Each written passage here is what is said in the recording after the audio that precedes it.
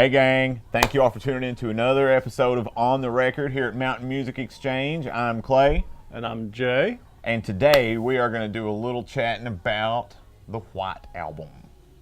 So, first of all, we've got this copy of the White Album here. Tell me a little bit about this version of the White Album. I don't know what you could say about the White Album that hasn't been said in a million other blogs, vlogs, other YouTube videos, all over the place. So tell me a little bit about this one. All right, the White Album. It may be the Beatles' most loved album. It may be the Beatles' most hated album. You got two, well, with this, I think you get like 5 records or something like that. But anyway, originally it was a double record. We just celebrated the 50th anniversary of this album last November. And they just come off of being with the Maharishi and all that in India and everything. And just a lot of cuts on this album. Some people say there's too much on it, that some of the stuff never should have made it past demo form. Well, the idea was that it was the whole double album thing came from they were trying to get out of their contract with Capitol Records. Sir. Is that correct? Yes, sir. And this is just me and another customer in the store were having this conversation, maybe a couple or 3 weeks ago, okay? And they were trying to get out of their contract with Capitol, and they had 2 albums left in the contract, so I think the idea was that a double album would fulfill that obligation, right, and sort of get them past so they could move forward and do a different thing, Exactly, and the cracks were already beginning to show at that point. I mean, they were kind of writing their own stuff and all that. You mean like individually? Yes. Yeah. I mean, there was probably, the breakup was probably, as I said, the cracks were probably beginning to form around this period here. Personally, I love the White Album. I think the White Album is great. I think it's fantastic. So many deep cuts, songs you've not heard a million times. This is the one with like "While My Guitar Gently Weeps," which is a phenomenal, like Harrison-led piece, which is also relatively rare. Yeah.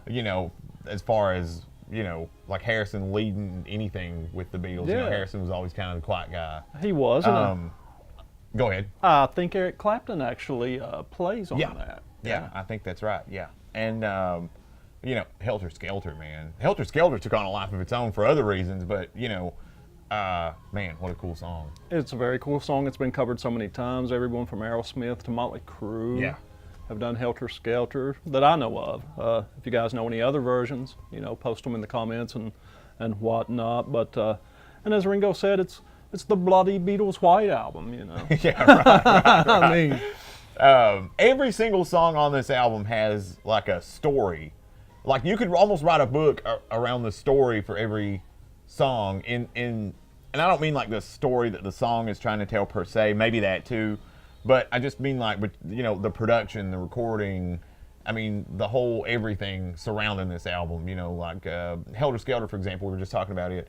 It was their attempt to kind of take a little crack at like The Who on writing like a kind of a gnarly, dirty, gritty song, whereas, Beatles were always kind of known, especially before the White Album, for being like really sort of clean in their sound. Yeah. It wasn't really raw or raucous or dirty.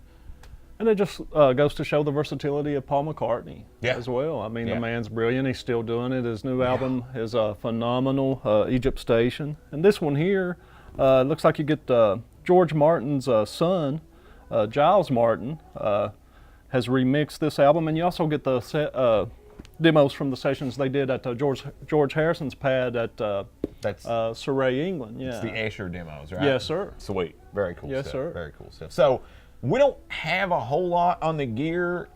We actually had a harder time than we thought as far as what gear they use. There's some iconic gear that you always associate with the Beatles, like the John Lennon Casino, or like George Harrison, with the Gretsch. Like the Paul McCartney, like the Texan. Just there's some kind of iconic, but I don't know exactly what was used on this record. I know we certainly have very little as far as visually to show you guys. I do know that they actually got a lot of their sound from the actual mixing board. A lot of the grit came from the mixing board.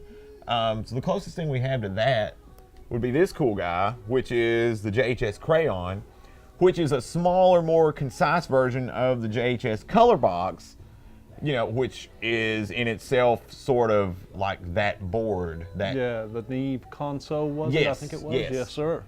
which is like that board, you know, in a pedal form to try and get you that sort of grit or that sort of sound, as if you were plugged in through like the Neve console, an old board like that. Oh, yeah. So some cool stuff there for sure. And that thing, it does everything from a clean boost almost to just to- all out fuzz. to pure raw. Oh yeah, nails the Revolution tone. Oh yeah, I mean for sure. 100%. For sure. All right, well, Jay, you have anything else for us today on the White Album and the Escher demos? I think that's it. I could talk about this album and the Beatles all day. You guys, as we said before, let us know in the comments on anything we talk about here or whatever, but tell us your favorite Beatles albums. Mine could be a different one on any given day. Yeah, or if you have any other fun facts or anything about this one, shoot them at us, especially if it's equipment related, because we clearly did not do our homework or couldn't find it, one of the two.